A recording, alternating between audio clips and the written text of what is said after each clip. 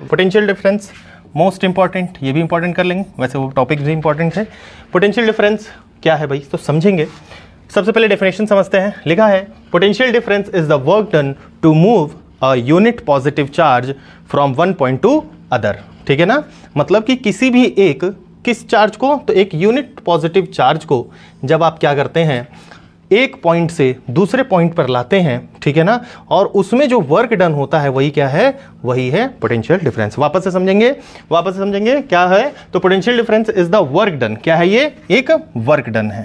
ठीक है, तो कैसा वर्क डन है, तो बताएंगे कि अगर मानिए ये कोई यूनिट पॉजिटिव चार्ज, ठीक है, यूनिट यहाँ पे ये पॉजिटिव चार्ज है, ठीक है, एक पॉइंट से, ठीक है, और दूसरे पॉइंट में ले जाने पर, एक पॉइंट से दूसरे पॉइंट पर ले जाने पे मान लीजिए कुछ काम तो करना पड़ेगा ना, ऐसे थोड़े ना इलेक्ट्रॉन चला जाएगा, या तो उसे आप चार्ज दीजिए या तो उसमें बैटरी कनेक्ट करिए, कुछ भी करिए, तब जाके ये पॉजिटिव चार्ज क्या होगा, ये एक पॉइंट से दूसरे पॉइंट पे जाएगा। तो वही इतना काम करने में कितना काम किया गया, कितना वर्क डन हुआ, यही क्या है, यही है हमारा पोटेंशियल डिफरेंस। ठीक है, चलिए अब इसको जो डिनोट करते हैं पोटेंशियल डिफरेंस को, वो V से डिनोट किया जाता है। ठीक है, अब इसको और समझेंगे अच्छे से, इसके कुछ की पॉइंट्स हैं वो समझेंगे। क्या है, तो potential difference cause electric current to flow in a circuit. Potential difference की वजह से ही क्या होता है, इलेक्ट्रिक करंट फ्लो करता है।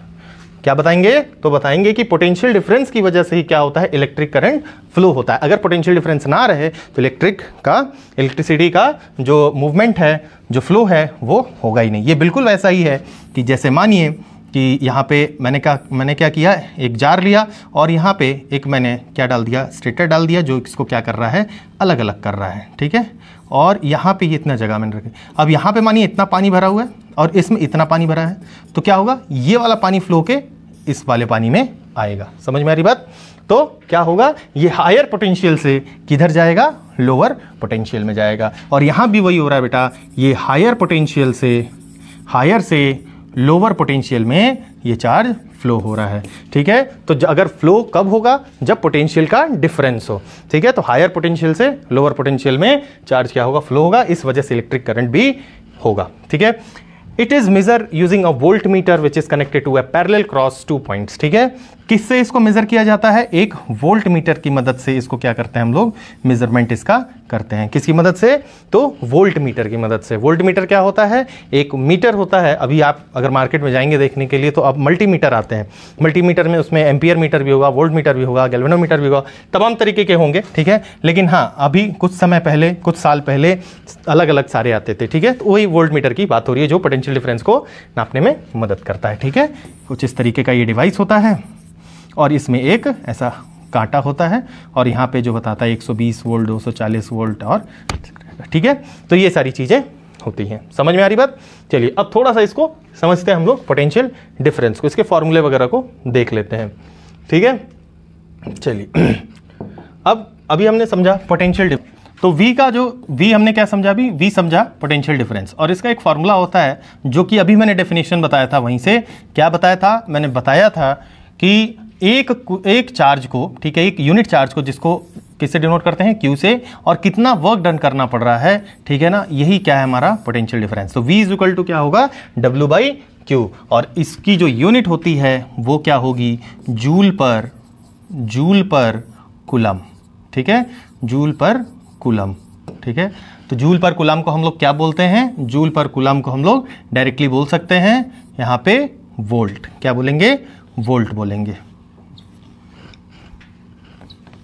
वोल्ट बोलेंगे। ठीक है, तो जूल पर कूलम को हम लोग क्या बोलते हैं, इसे हम लोग वोल्ट भी बोलेंगे। ठीक है, तो चलिए याद रहेगा। तो क्या समझ में आया कि V इज इक्वल टू होता है W/Q, और W/Q दैट इज जूल पर कूलम, और जूल पर कूलम को हम लोग क्या बोलते हैं, वोल्ट भी बोलते हैं। ठीक है, चलिए अब आगे बढ़ते हैं। आगे अब क्या है, इलेक्ट्रिक सर्किट। इलेक्ट्रिक सर्किट क्या है भाई, तो इलेक्ट्रिक सर्किट समझेंगे। यानी इलेक्ट्रिक सर्किट डेफिनेशन देखिए कि इज अ क्लोज्ड लूप और pathway that allows electric current to flow from a power source through various electric components and back to the source. कहने का मतलब है, ये सारी बातें कहने का मतलब है, जैसे मानिए यहाँ पे अपने एक वायर लिया और यहाँ एक बल्ब लगाया, ठीक है, और यहाँ पे एक बल्ब लगाया एक और, तो दो बल्ब लगाए और यहाँ एक बैटरी लगा दी। ठीक है, ये बैटरी का सिंबल है। तो आपने एक बैटरी लगा दी, ठीक। अब क्या करेंगे, बैटरी से अगर वायर अगर कनेक्टेड है तो क्या होगा, ये बल्ब क्या करेंगे, ये बल्ब सारे हमारे ग्लो करेंगे, ठीक है। तो ये क्या हो गया, ये एक कंप्लीट सर्किट है। ये क्या है बेटा, तो ये बोलेंगे ये एक हमारा कंप्लीट सर्किट है। तो ये हमारा कंप्लीट सर्किट है। अगर मान लो ये यहीं से टूटा हुआ होता, ठीक है, ये वायर यहां से टूट गया, ठीक, तो क्या हो गया, क्या है, अब बल्ब ग्लो करेगा, अब बल्ब ग्लो नहीं करेगा। तो ये क्या हो जाएगा, हमारा एक इनकम्प्लीट सर्किट हो जाएगा। क्या होगा, ये हमारा एक इनकम्प्लीट सर्किट हो जाएगा, ठीक है। तो सर्किट के बारे में बस ये सब समझेंगे, ठीक है, कि अगर उसका कनेक्शन पूरा है और जो भी उसमें रेजिस्टेंस लगे हुए हैं वो वर्क कर रहे हैं प्रॉपरली, जो भी चीज़ें लगी हुई हैं अगर प्रॉपरली वर्क कर रहे हैं तो वो क्या है, तो वो एक सर्किट है, ठीक है। तो सर्किट के बारे में इतना ही। नेक्स्ट, अब हम आ गए ओम्स लॉ, ठीक है। ये बहुत ही ज़्यादा इंपॉर्टेंट टॉपिक है ओम्स लॉ, ठीक है, इसको भी आप लोग लिख लेंगे ओम्स लॉ, ठीक है। तो सबसे पहले शुरुआत हम लोग क्या करेंगे, डेफिनेशन से। तो Ohm's law state that the current flowing through a conductor directly proportional to the voltage across it and inversely proportional to its resistance। समझ में आ गई बात। कहने का मतलब है कि जो ओम्स लॉ है वो क्या बताता है, वो बताता है कि जो करंट है I वो क्या होगा, जो करंट है I किसी भी कंडक्टर में, ठीक है, वो जो फ्लो कर रहा है वो क्या होगा, वो डायरेक्टली प्रोपोर्शनल होगा किसके, तो वोल्टेज के, यानी ये जो है डायरेक्टली प्रोपोर्शनल होगा वोल्टेज के। और क्या होगा, यही करंट इनवर्सली प्रोपोर्शनल होगा किसके, रेजिस्टेंस के, ठीक है। तो हम इसे क्या बोल सकते हैं, यहां से हम लोग इसे बोल सकते हैं I is V upon R। अभी हटाते हैं हम लोग, आगे स्लाइड में देखेंगे। सबसे पहले इतने को समझेंगे, ये डेफिनेशन समझेंगे, है ना।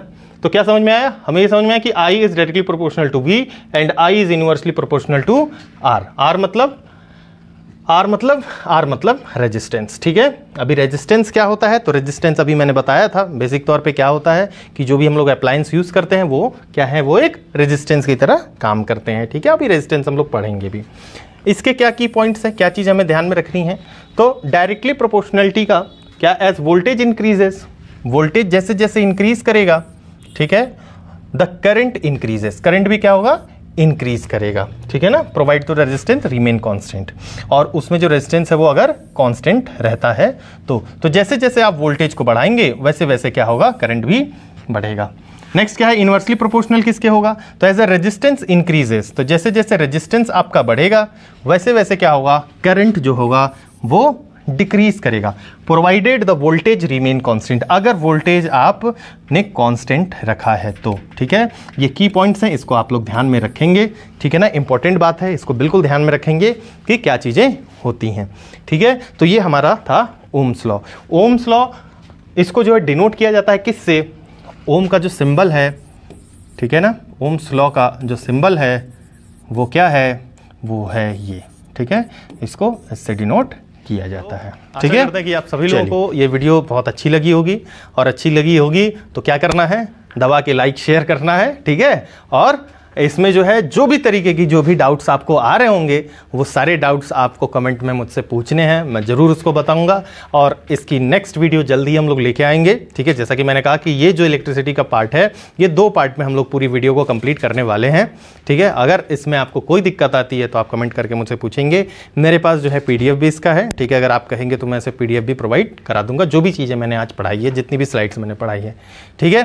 तो चलिए, मस्त रहिए, पढ़ाई करते रहिए, लगे रहिए, ठीक है। और वीडियो को ज़रूर शेयर करिए अपने दोस्तों में, उन बच्चों को जो बोर्ड्स एग्ज़ाम की प्रिपरेशन कर रहे हैं या जो अभी क्लास 10th में गए हैं, ठीक है। Thank you so much.